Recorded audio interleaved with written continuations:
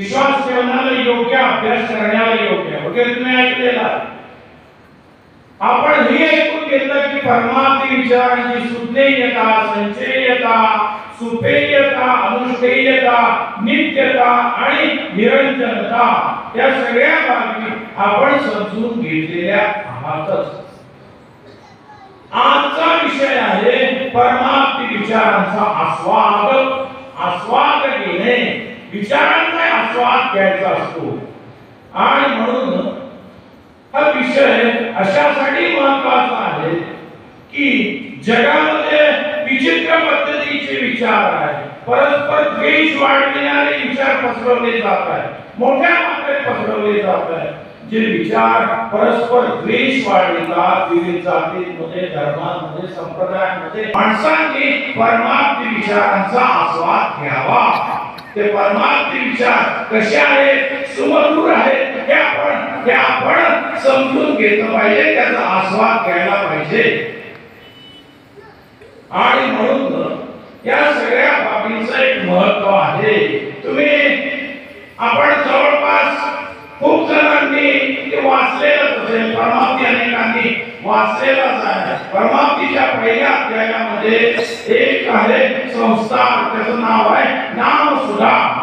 सगळी नामं, विष्णू म्हणा, शिव म्हणा किंवा अन्य कुठली नावं घ्या, दत्तगुरु म्हणा, राम म्हणा, कुठलेही नाव घ्या, कृष्ण म्हणा, ही सगळी नावं पवित्र आहे असं त्यात सांगण्यात आलेलं आहे. ही नावं परमाशय संपन्न आहे आणि परमैक्यामध्ये स्थित असं त्यात आहे. म्हणजे एकत्व, एकाची सगळी नावं त्याचा अर्थ आहे. परमैक्य म्हणजे सर्वोच्च ऐक्य.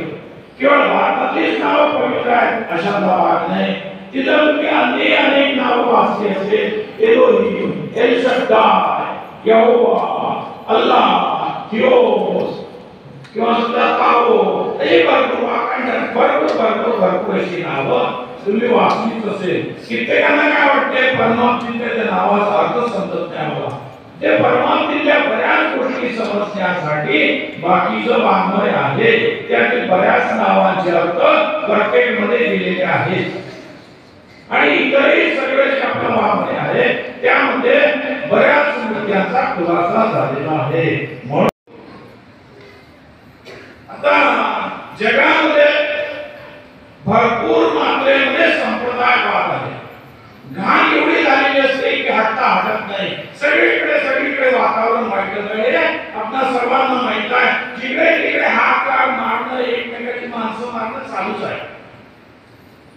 असंच हे आता चालत नाही, पूर्वीच्या काळापासून या गोष्टी चालू आहे. एक रोम मध्ये राजा होऊन गेला, त्याचं नाव इलागा पेलस, अवघड नाव आहे.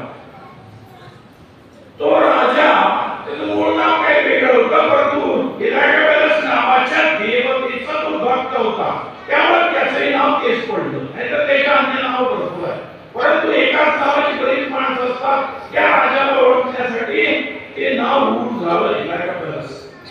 सरकार सिरियाचं त्यांच्या जोरात युद्ध चालू आहे. यांच्या बाजूने एसकेसच्या बाजूने काही देश आणि त्या तिचे गव्हर्नमेंट तिथं सिरियाचं त्यांच्या बाजूने काही देश आहेत. जोरात युद्ध पेटलेलं आहे. या सिरियाचा तो मोठा नागरिक होता, तो राजा, म्हणजे त्याचा वंश समजा सिरियन वंश होता. तो रोमचा त्याला सम्राट झाला. तो रोमचा सम्राट झाला. 14व्या वर्षी झाला सम्राट. मोठा विश्वजय रोमन साम्राज्य फार मोठं होतं. 14व्या वर्षी राज्यपद मिळालं त्याला, राजा झाला.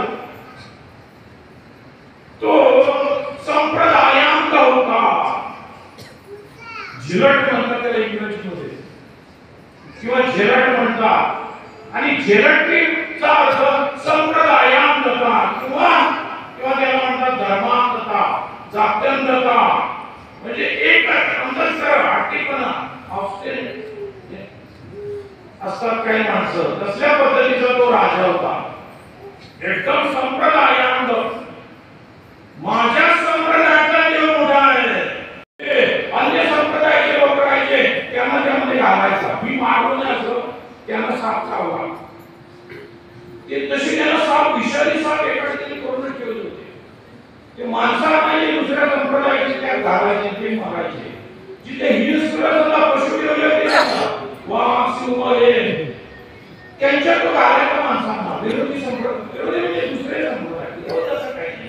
दुसरे देवतांचे भक्त त्यांना असं त्यामध्ये घालायचं असे त्याला भरपूर माणसं मारले. भरपूर माणसं मारले त्याला भरपूर. तुम्ही मला हे कसला तो त्याच्या देवाची यात्रा व्हायची. तो जो देवाचे नाव तेच त्याचे नाव तेच. त्याचं मूळ नाव वेगळं पण त्याच्याच नावात त्याचे नाव तेच पडलं. त्याच्या देवाची यात्रा व्हायची त्यावेळेस तसा रथ त्या रथात तो मूर्ती बसवायची होती. ती आणली होती समजा स्त्रियातून. कुठून आणली होती समजा स्त्रियातूनच आणलेली होती.